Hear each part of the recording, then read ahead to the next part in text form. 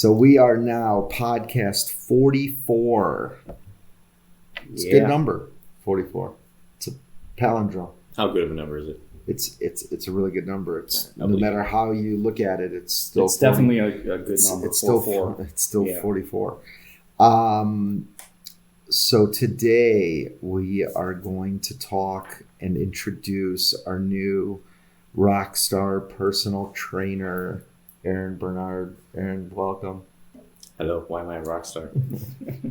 Is that my? Because we're going to find out here in a minute. We're going to find out in a minute, but because you're really, really, really good at what you do, man. Is that like how you guys gave me like a nickname like without me knowing? Is it rock star? I'll take it. Well, after what we heard today about, and we can talk about your long hair. You used to have long hair. Then you're definitely a rock star. That's a great. The name fits him perfectly. That's a great point. point. And we didn't know that before calling him a rock star. Nobody asked. Nobody asked. Nobody ever asked. Okay, so we're just going to jump right in. We do have news. We do have some exciting things, but we will save it for the next podcast. We're going to jump in, talk about Aaron, talk about why you're a rock star. But we just feel fortunate to have you. I think you're raising the bar on the level of service we're giving our clients, and I think Jeremy and I learn from you, and you learn a few things from us. So that's what makes a great team. And anything else on the intro side? On the intro side? Aaron is great. I've personally already learned a lot, and he's the first personal trainer that I've had because 20 some years of just training myself, and I have the opportunity now to get trained by Aaron at least like 2-3 times a week, and it's awesome because I'm learning new exercises and stuff like that. So sounds good. All right, welcome. How you doing? Welcome to the team. So why did you get certified in personal training? With the long answer or the short answer? Medium. How long is this podcast? Medium. I can try and shorten it down. We don't have to. Yeah, because I'll ramble on about my entire upbringing. We don't need that. But no. We do want that. We definitely. But I mean, easy answer is early on. I was just able to find out that I enjoyed just helping people, and I liked getting that positive feedback that there's things that I did that changed people's lives. Right. Started off, gym class in high school, finding out that I just had like a natural talent for knowing this stuff and helping others, and being that like thing that people could kind of like look up to, in a sense. And then it just kind of went from there. What is knowing this stuff? You're talking about exercise and body physiology or like what specifically? I started early on the exercise, because I spent a lot of time by myself because both my parents worked so late, so I had like nothing to do. So I just kind of got into working out because I was like bored, right? And I liked the changes and I saw the stuff like that. So I took my time and kind of invested in it, learned as much as I could because I had hours and hours and hours by myself. Right. And then I started to see the changes in myself, the different feelings that I had. So I kind of like went into like the high school era, kind of like already well advanced for someone that would be of my age, for the exercises and stuff. So in high school, your sport was working out. Or did you play sports? I mean, all from from ages of me being 5 until 16 or 17 is I raced dirt bikes and everything. That was my thing. That's cool. Now weightlifting kind of counteracts that. I broke one bone. I've only broken one. That's amazing for a dirt bike racer. Still affects me today. I didn't heal it properly, but it's okay. I had a sales guy at a previous company. He literally broke every bone in his body. I feel fortunate enough for that. In California, and that's what he did from a very young age. And he's like, I've been in casts more than not. So how did you avoid breaking more bones, I guess? Because it's such a. You gotta be good. Less crashes. You were that good. Did you race? I did. Mm-hmm. Yeah. Did you win? Not my first few times. No. That was, I kind of like just did it for fun. It wasn't like too serious. I didn't have the money to like actually take it seriously. I was gonna say it's an expensive sport. So where did you come up with? Well, I mean, my dad rode for his entire life. Got it. And then he got me into it. My mom, of course, was against it. So there's always like back and forth when he wants me to do this, she doesn't want me. So I couldn't like actually dive into it too much. But I did a couple races and I had a couple like opportunities with some great like photographers that like me and got some good shots, and stuff. But when I did the high jumps my God. All the jumps. No like trail and anything. Like if it has to be full bore as fast as I can, 50, flips too? 80 feet. No flips. Not on purpose, at least. Not on purpose. But I did that up until I was probably like around 16 or something, which was my first serious crash, the one that actually broke my foot. It's the same exact time that I signed up for track in high school. The weekend before our very first meet is when I crashed and broke my foot, so I was out for that season. Right. And then once I got back from that, I kind of got out of racing as much, went more into the weightlifting side. It was just something new. It was a different challenge. Because you couldn't do track.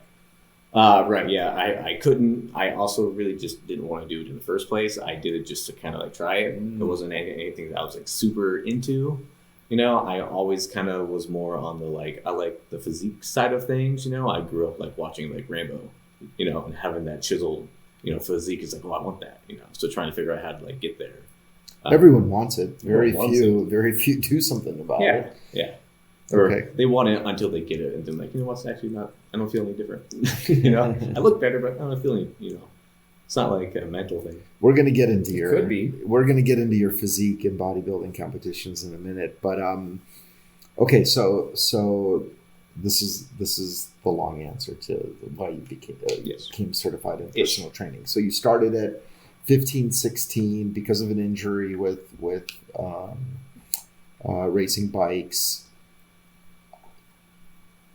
Let's talk about it from then to now. Like what was that journey like, if you could? As I said before, it's when I took the weightlifting class in high school. Right. Created a very good bond with the teacher. He trusted me to the point where he kind of like let me kind of help and teach like half of the class. Wow. He would do some That's students. Fast. I would go and do the other students. Or like on days when he had like meetings, he would be gone and I would be like be in charge. Right. Go around, check form, like all that kind of stuff. Right. And then, leaving high school, leaving high school, I planned on joining the service. That was my big thing. And it felt like it was perfect, like everything was like lined up for that. Which part of the service? Special Forces, Green Berets. Wow. I was ready for it. I was so ready. Oh my God. And it was like right before I graduated high school, I had some random health flare-up that something with my heart just randomly came about, and then like went away, and doctors were like, yeah, like there's no issue. But it was kind of like a little scare that kind of pushed me away from that and went back into like weightlifting. Because it was like, I don't know if I actually want to join the service now that I have these health issues. Whether it was kind of like a little push in like the right direction and like away from like what it was not supposed to be, I don't know. But it got me back into the whole training side, and then I just went, instead of college, went to trade school for personal training, got my certification, and then it was just kind of story from there. So that's twice that the universe gave you something to put you on your path. In this time frame, yes. There's been, of course, many in a short time frame, right? Yeah. But it just goes to show you that's what it does. So in high school, 15, 16, you're lifting. Is the football team recruiting you? Like what? No, I didn't care about football. I know, but did they? No. I was also a band kid. Got it. So I was in like marching band and what instrument? Trumpet. Trumpet? Yeah. I was forced to play trumpet. Naturally, I'm a drummer, but they want me to play trumpet. Got it. Got it. But there's a whole stereotype thing. During the school times, if you're in band, you can also do what's considered a manly sport at the same time. So it was never like a looked upon thing, but Got it. it is what it is. So if I need a wake up call, you'll play the trumpet. Or drums. I mean, drums, yes. I sold the drum years ago after high school. What does specialist in exercise therapy mean?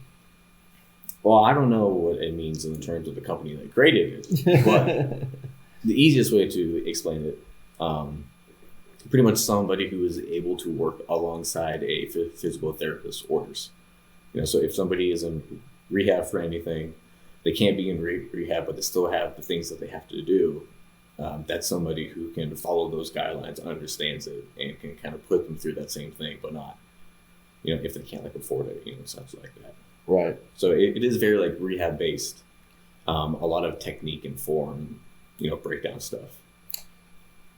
And you seem super knowledgeable, whether or not it's from a physical therapist or not. I'm just saying, complaining about a shoulder, and it just feels like, the right stretching, the right form, the right exercises, and I'm not in pain and I'm not sore like I usually am. I mean, again, a lot of that comes down to the whole proper mechanics, of what it is that you're trying to use, along with the whole idea of me wanting to kind of raise the bar on what just a normal PT is when I started to go into the rehab things. Was another challenge of mine that I felt. It's I want to learn it. I've already helped people in that sense, how to kind of deep dive into it, which is why I went and got this cert here. Nice. And then, I mean, to be honest, with a lot of certs, I really didn't learn that much from it. It was just kind of a foot in the door, and then I went and did my own, knowledge finding and got to where I am now. Right. Which isn't an expert by any means. But that's typical, right? It's something, and then you go in and fill a few gaps and get some good nuggets, and everything kind of comes together, and a lot more dots get connected, which is great. Man, and I can attest to it, and I'm sure a lot of our clients. I mean, once you get into your... I have a funny story. When I used to play basketball, pickup basketball at the JCC, we were all young teenagers and playing basketball, and there were guys that were in their 40s putting on knee braces and complaining about their shoulders and their back, and I just remember, I don't know why, but I remember clearly talking to my brother and maybe a couple others, what the hell is wrong with them? I will never be like that. We'll just keep playing basketball and we'll be so fit and never... why do they look like they're 60s, older? And here we are, and everything hurts, right? The knees, the shoulders, the back, etc. So it's just so important to know how to properly work out to not get more damaged, but to actually fix it. And we talk about that too, of fixing people versus breaking people. Working out is fixing oneself, not breaking them. So just to learn more about you personally, so you did some bodybuilding competitions? I did a few, just a handful. A few of them. 2017, 2018, couple, 2019. Talk about that. It's no joke to be in a men's physique competition. Yeah, this was roughly around the time when men's physique was still new and it kind of just getting added into the whole bodybuilding scene. We're just talking about 4 or 5 years ago. Yeah, it's still new. Yeah. Kind of the quest for the Rambo physique, right? And I met with another personal trainer. What was his name? The Diet Doc, I think his name was. He was big around home. Okay. And he did shows in the past, and I met with him purely on the basis of I just want to learn more. Just how does it work? How do you go about this? So he kind of explained to me, what competing is, what it involves, what you can get to, and all that stuff. So then it was oh yeah, I want to try it. Why not? It seems easy. I can do it. It's just working out. So I prepped for my first show,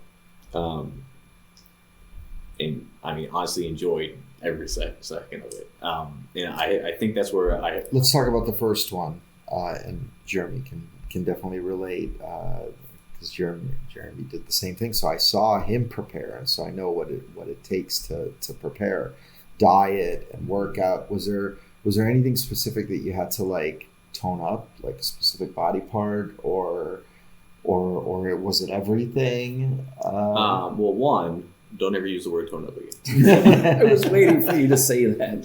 I knew that was coming. Why? Because tone up let's talk is about fake. It's a marketing scheme. There's no such thing as toning up. Okay. Because you can't change a muscle. It's either a muscle or it's not. It's either a muscle or it's not. Tone up means you just want lean muscle, but people usually meaning you're losing fat is Yeah. is what tone up means. Yeah. Yeah. Okay. People think that you can take muscles and even have like hard muscles where they look good or like soft. But like it doesn't work like that. Muscle is muscle. Muscles. So the whole like, oh, I just want to tone, like you want to lose fat. You want to lose gain fat. muscle. Okay, That's what fine. it is. Okay, fine. Lose So fat, build muscle. so is there any fat you wanted to lose? Or I needed to lose a lot of fat. I needed to build a lot as well, right. I was very, I'll say I wasn't symmetrical, but not as much as I needed to for the show. But, of course, physique they don't judge legs at the time. So for my first one, that was fine. It was an easy thing to kind of get into. So, I pretty much, the first year, it was just very basic, like workouts, just stuff to build strength and size. And then I had a friend of mine who kind of coached me through like the diet end, not like daily, but I would, see him like once a month or something. And we would just go and check out how things are, and he would help me with like posing and everything. And then I just, got to the show, scared out of my mind backstage, stepped on stage, and just like felt almost like at home, like everything was fine. Like I felt good and felt myself. And so I just like, well, I just want to do more and get better and better. Nice. Difference between the first and the second and the third and the fourth? Did you feel more comfortable? I felt more comfortable. I looked better each time, of course, improved. Right. My last show was definitely the most insane that I've ever looked, both on the bulk side and the cut side. Let's talk about preparation. Like what was the most challenging part of your prep? Was it the diet? Was it the working out? Both? More on the cutting side is the hard part, but for my first 4 shows, it's like I honestly didn't care. Like it was like fun, to like see the changes and like challenge myself. On my 5th show, wanted nothing to do with it. Like totally was not in it. Like was kind of falling out of love. Hated it every second. I just got bored. Because I like to challenge. But any myself. national aspirations, international aspirations, like I mean, ever? at the time, I kind of had the thought of like, oh, I want to like become a professional and do all these things. And I tried it, and I mean, I got to that point where I could have gotten my pro card, but I just chose not to because I wasn't like enjoying it as much as I did. Passion went away. Yeah, I been there, done that. Check box. Like I hit that limit. Yeah. Like I've done it, so now it's time to move on to something else. Got it. And I got bored. Got it. So I stopped. Got it. What's something else? Well, that's when I went into Olympic lifting. Learning cleans and snatches and stuff I always wanted to learn, but just was too scared. They're big movements. There's a lot of parts to them. So I never tried, but it's like I have nothing else to do, so why not? And I got myself one of the best Olympic lifters out there as a coach, and learned a lot of good things, and had an amazing time learning them and pushing myself. And I want to get back into it. I just don't have access to that kind of equipment currently. So here's a guy that's been in 5 bodybuilding competitions that could easily have learned on your own and watching videos, etc. You got a coach for the bodybuilding, or for the snatching. And oh yeah. I mean that's a different ballpark, I think. But everything's a different ballpark when you haven't done it. Yeah, but like bench pressing is doing a push up is a different ballpark. If I've never done it, I mean, like working out for bodybuilding shows, like the actual working out part is easy. Anyone can do that. The challenging part is a diet when it comes to like peak week and knowing not to like overflow with water and certain fats. Like that's the hard part. Right. But moving on to something like a snatch where you have like so many different points of contact that you have to get under the bar in a certain amount of time, that you have to make sure that your mobility is good enough to hold the bar overhead so you're not breaking your shoulder at the same time getting into a squat. Right. It's a little more difficult. There's a lot. There's so many parts to it. So many parts. And it's just to like look at that at first, when you see it, you're like, that can't be humanly possible. Like, how is somebody getting 300 pounds from the ground to above their head in like under a second? And then you learn it, and you're like, oh, I get it. It makes sense now. So what's next after that? I mean, I haven't mastered that yet. I want to go back to it. Got it. I was getting much better before I had to move up here. So right. I left the gym, of course, that I was at, which gave me free access to everything, and I had the equipment that I needed. Right. And then when I moved up here, I didn't have a job, so I couldn't really afford a gym like that. I had to go to Planet Fitness. Can't really snatch on a Smith machine. Right. They already yelled at me for lifting another weight anyway. So I'm just waiting until I can get access to that type of equipment again, so I can start up. It's been a while. Got it.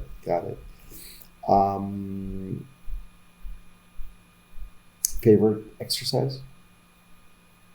Squats. Yeah. Most people don't like squats. Yeah, why squats? Why squats? I mean, if you haven't figured out already, I like to go against the grain. So most things that people, like, I dislike, and vice versa. Plus, I've always just had a really big fascination for like the, super like ass to grass upright squats. Kind of like the Chinese like lifters do. So it's always kind of been like my goal in a sense. Plus, I've always wanted to hit a 500 squat. I'm not there yet, but where are you at right now? Oh, the most I ever done was 405, but that was back when I was like bulking and stuff.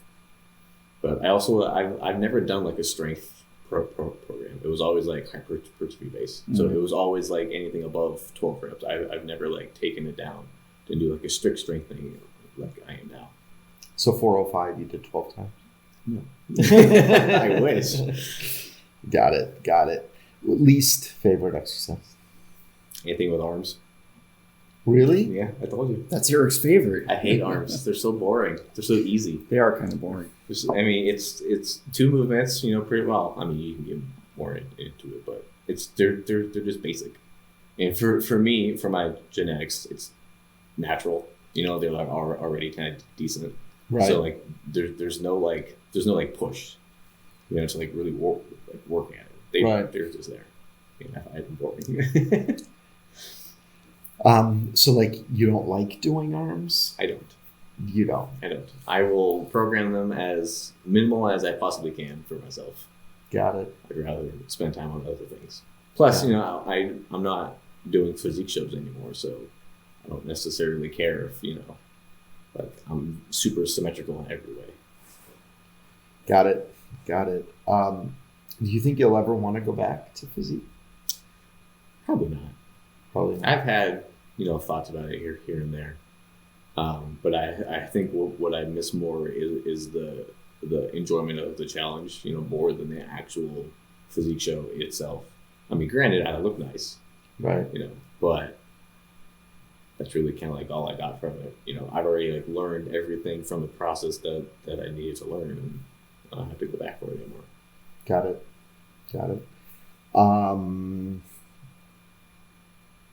All right. What does Aaron do outside of working out? Work out more. No, seriously. What else? What else do you enjoy? Hiking? Hiking? Yeah, I like to go out in nature. That's kind of like my like my second home, in the sense. Like I like to go out and kind of like desensitize from TV, phone, social media. Just kind of like be more in the present rather than focus on what happened 2 days ago, what I have coming up, in a week, stuff like that. I worry as too much as it is. So having that time where I can just sit there and not have to like think is very rewarding for myself. Got it. What are you excited about? You mean just in general? In general, I wish I knew. Well, I mean, more nature walks. Yeah, more. Finding You can find the answer in there. Finding more in like new places to go. I'm excited in the sense with the whole me moving. I feel like that's a good chapter for my life that's coming up. Nice. That's it for right now. Yeah. What are you most grateful for? Well, I've struggled to find answers for that for a while. I'm sure as anyone can imagine. But I'm pretty grateful for where I am. I didn't have the best start, in life, pretty much like a lot of people, and I think I should have been. I think I should be a lot worse than where I am. So I'm grateful for the fact that I've been able to kind of like hold it together as well as I do. Kind of get to like where I am and learn as much as I do. I'm grateful that I'm finally able to be grateful. It's taken a while. That's powerful. That's powerful. It's been many years. Makes me feel a lot older than I actually am. Man, but you're at the top of your game. Like very few. Well, it's my game. Who's going to be above me? No, I'm just saying. Like you're really good at what you do professionally. You're a good guy. Like you have a million things to be grateful for. Great opportunity. Great, exciting new company. Everyone has things to be grateful for, but it's hard to see them. It's hard to see them. It's hard to see them. It is. So thus the hikes. Hikes. Yep. Hikes help. Started even doing grateful journaling for myself. It's helped. Nice. I was just going to ask. Do you practice gratitude? Do you journal? That's important. It really, really, really helped me at the beginning because again, it was also I was just in this negativity, toxicity, and journeys just every day. Did you write down what you're grateful for? Did you write down what you're grateful for? And I'm like, yeah, but I didn't. And then I'm like, all right, let me try it. And then you try it, and you're like, oh my god. And then I looked at I Googled lists of 100 things to be grateful for, and I'm like, so many of these. So many simple things. So many simple things. So many miracles.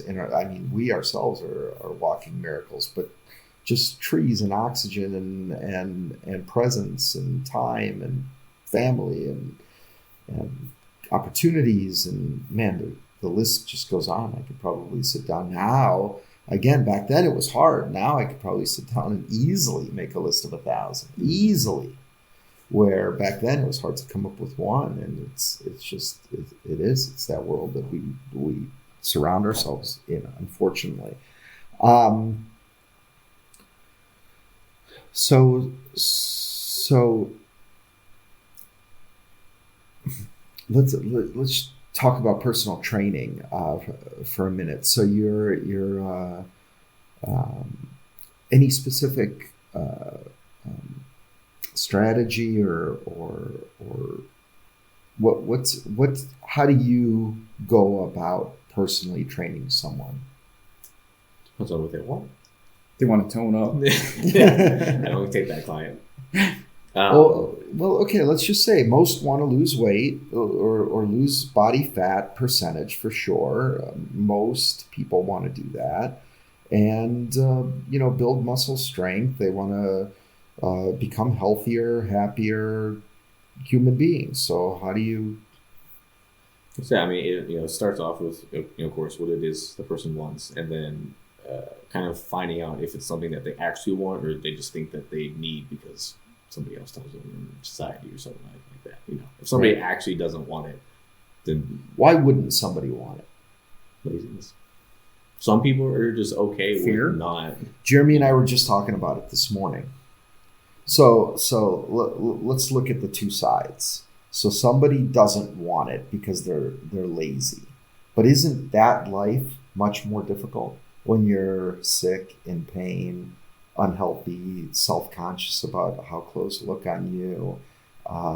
Isn't living that life way harder than just coming in and working out with you and feeling better and getting more time? No, I'm just kidding.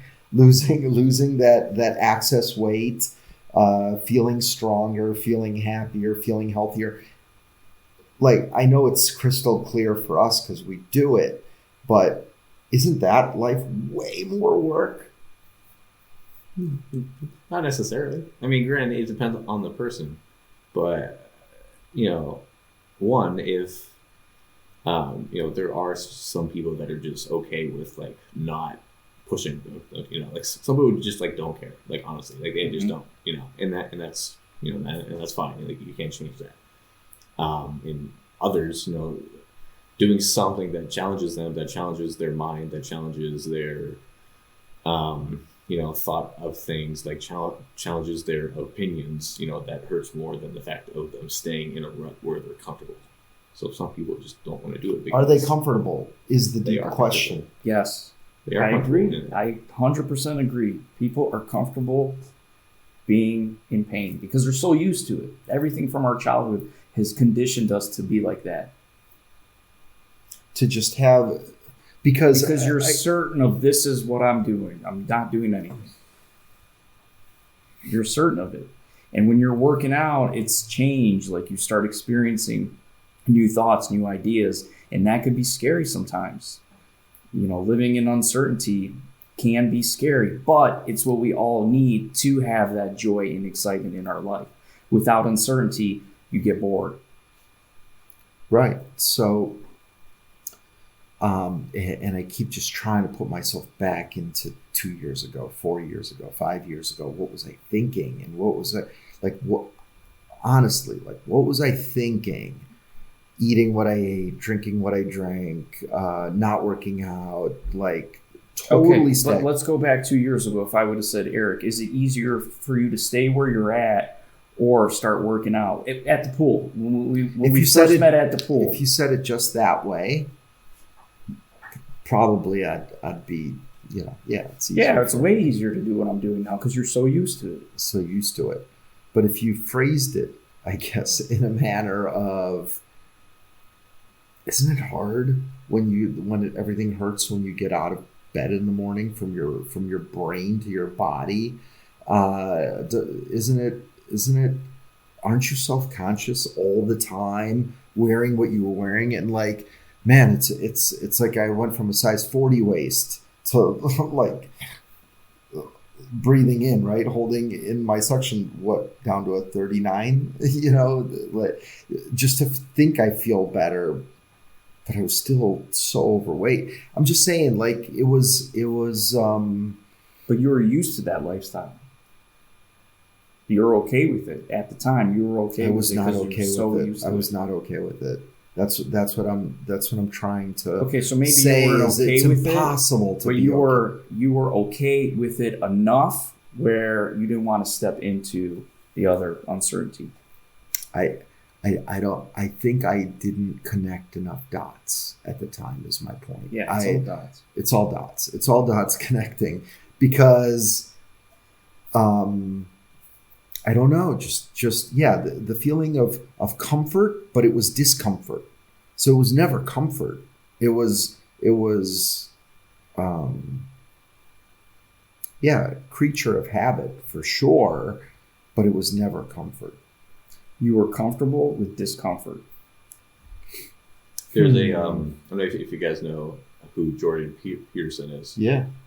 Great guy, Genius. A lot of great things. But there's I don't remember the quote exactly that he says, but something along the lines of most people won't get to the place that they want to get because they're scared to look in or they're scared to look in the direction of the thing that they're the most afraid of. Right. So, people don't want to jump into that because it's they don't know it. They're not used to it. Challenges them. But the certainty is unhealthy death. That's certain. Yeah, people don't care. That's unbelievable. They don't. I mean, especially nowadays, more and more people out there that are just happy with being and not. Again, I disagree with happy. They're not happy with it. It's just because I know, because I was there. I was there. You were healthy since 15 or your whole life. I'm telling you, I was never happy. I was very upset at myself.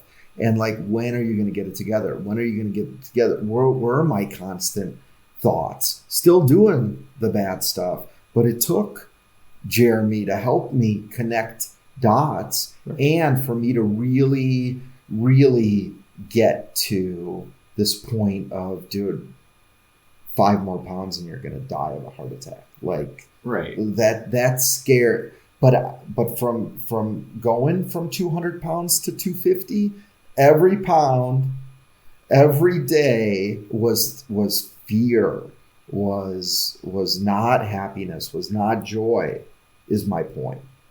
So yeah, comfort in the discomfort. That's deep. I agree with that. In comfort in the routine of it, right? It's hard to break routine.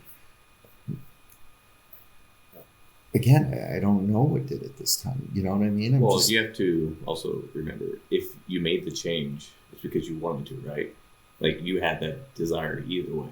Why don't people want to? Later. Why don't people want to? Is my point. They're not happy. They're not comfortable. Deep down inside, everyone wants it. That's my point. Not everyone sees it. The mind creates this fog, this illusion that you can't see it. Right. So that's where nature helps. That's where meditation helps. That's where separating yourself from your mind and all the thoughts that you've been conditioned with will get you to that point. Right on. If you want it bad enough, you'll get it either way. Right. 100%. No one's going to convince you but you. What do you feel you're best at professionally?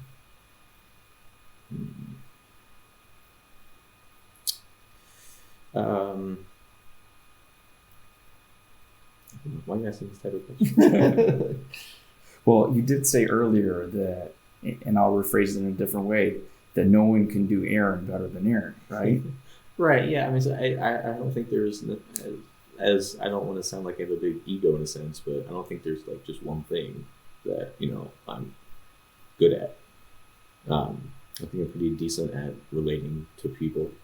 That's good. In my past training, jobs, I think a big part of my success is the fact that people have been like comfortable around me, like they can treat me as like a friend, so they respect me more, they listen more, they like trust me that I'm giving them what they need to do, and then they're gonna listen to it better as opposed to somebody that they don't like or don't want to see. Plus just I'm I truly honestly care for like all the clients that I have and want to see them become the best that they can. So I try and put my entire heart and soul into everything that I do. I've had many personal trainers. Man, your approach and just your focus on every rep and every exercise. You're not cheating. I know you. What? Gotta make sure you're not cheating. Right? And I try not to, and I end up like, but I think it's pretty normal when you're pushing me to 15 reps of 50, what was it, 55 pound dumbbell. But no, I'm just saying you're super focused on the perfect form and making sure I get it right and that I'm enjoying it and that it's the right weight and it's the right amount of reps. And again, form is king. I coach people on form all the time, and it's so easy to fall out of form. Mm-hmm. So easy. And I mean, I'm literally thinking I'm doing form and I'm taking my time and I'm working on breathing and whatever else. And you're just like, no, dude, you need to, it's going up to your chest and it needs to go up to your belly button. And I've told you that 7 times and here you are doing it again. It's very easy. And the fact that I feel comfortable with the fact that Aaron's super focused on every rep and he's going to make sure I get it right feels good. So I'm giving you a testimonial and just in general too. You're also, since Jeremy trained me the first few months, I haven't been trained in a while, and it's so good. Like, It's nice, isn't it? It's so nice to not worry about creating the workout, worrying about it, fitting the time in. I know now have a couple times with you a week now, and with Megan, and it's just so relief of even worrying about it. It's so great. And I know I'm in good hands. And what? So just one less thing to think about, you know. But You it's a take big that thing. out. It's a Yeah, big thing. it It's is. yeah, especially if you're that investing time. 3, 4, 5 hours a week into health. That's a big percentage. Yeah, because it's one thing that could literally fill your mind with like endless amounts of other things and thoughts. And research, right? So it's like, oh, should I do this and should I do that? And we do this, and we do it for clients, and doing it for yourself is a little bit different. And just that's a big deal. But then also the workout, I feel like I'm in good hands and doing things that I typically wouldn't do. You guys are bringing in new exercises, so there's muscle confusion, there's muscle exhaustion, there's doing things 15 times when I may have done bigger weight, less reps, etc. And I just feel different, and I feel like it's working again, and I'm out of comfort zone, but in a good way, if that makes sense. Yeah. Yeah, it's great. What do you feel you're not good at professionally that needs work? How much time you got for that? Part 2, no. Probably just thinking that I'm doing a good job. You know, just that self-doubt thing all the time. You wouldn't think that it actually, you know, has much to do when you're actually making programs, but the amount of time that I will sit there and make a program just because it's natural and it makes sense, and then I'll stare at it and be like, this is dumb. Why am I doing this? Like, I don't think this is going to be good. They're not going to enjoy it. You know, I put way too much time in thinking about like these little things that I think are really going to affect me, but it's just mindless thoughts. So how do you go from doubt to zero doubt? I'm already here. Good answer. There you go. Good answer. No, seriously. So how are you going to work on?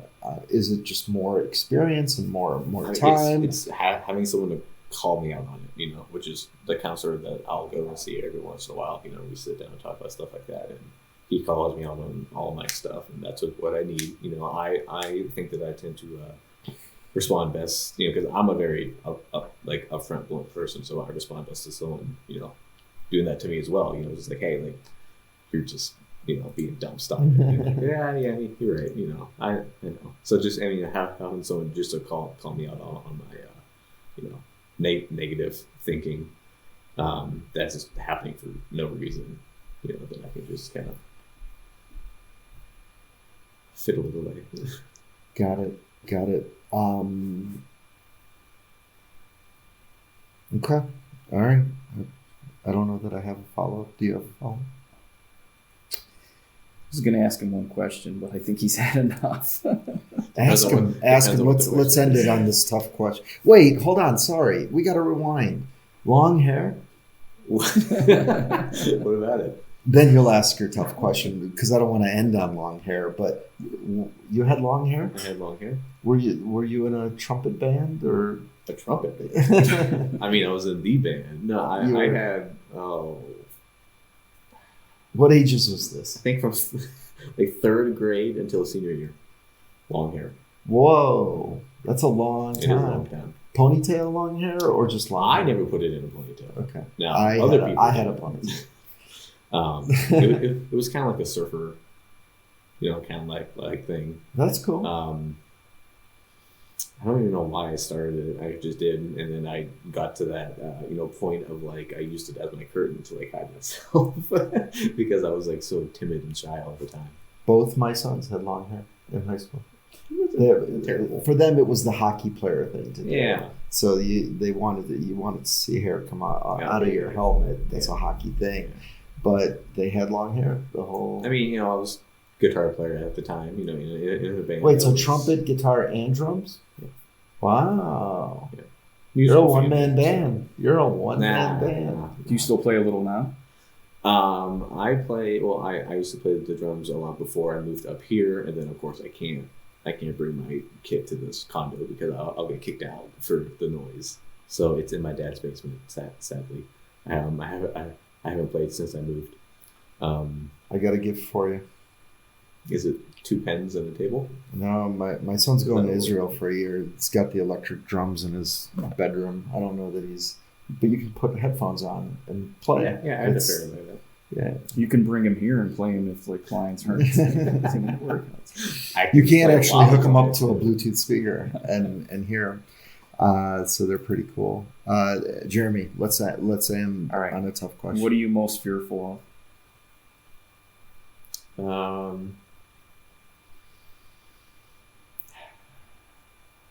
Surprisingly, it's not that tough. It's just I just don't want to say it. That's why it's tough. I think I've always been afraid of, in a sense, like the end. Like when death comes. But yes, to the point of because I don't know what's after that. But at the same time, it's like once that happens, like. Am I going to be like forgotten about? Am I going to make like enough of a difference that people are going to remember that I was here a legacy. In the first place? A legacy. Yeah. Like as long as I'm alive, I can keep doing things. But like once that happens, it's like, well, that's it. No more trying. That's awesome. Well, you have some time to end that fear and leave a legacy. I hope so. You have plenty of time. You're already leaving your voice on a recorded podcast. So Yeah, I'm not going to listen to this one. Someone else will. Though. Aaron, I got to tell you, my biggest fear for a long time has been death, and I'm just like, why do we have to die, and why does this have to end? And I got to tell you, the more you stick around this kid, you start like realizing there is no death. You realize, that we are part of this gigantic universe, and there's so many before us, and going to be so many more after us, and it's just like we have a soul, and we're part of everything, and again, we're these walking miracles. And Jeremy, I still don't want to die, nor do I still. I still worry about it, but I got to tell you, I feel more comfortable, man. That's a testament to you, and the work and books that you've read and the work you've put in. Just starting to feel a little less scared. Mm-hmm. Maybe also because I felt it was so closer when I was, unhealthy and stuff. It's technically can be close for anyone. Who really knows? I understand that. I just feel like I'm stacking my chips on living longer and healthier versus stacking chips the other way. So that's the big deal. But leaving a legacy. Let's do it. Let's do it with Zero Doubt Club. Yeah. Let's. Then you'll never die. Well, you can guarantee that. It'll live on. Okay, Aaron, my man, this is good. This is good. I think A, we've learned more about you, but B, potential clients, our community now knows who you are. You're a good dude. Scary. Glad to have you. Thanks for coming on. Thanks for coming on. I had no choice. No choice. The gun is under the table, pointed out. Okay. Thank you, everyone. Thanks for listening, guys. Health, happiness, Reach out success if you need to anything. everyone. Take care.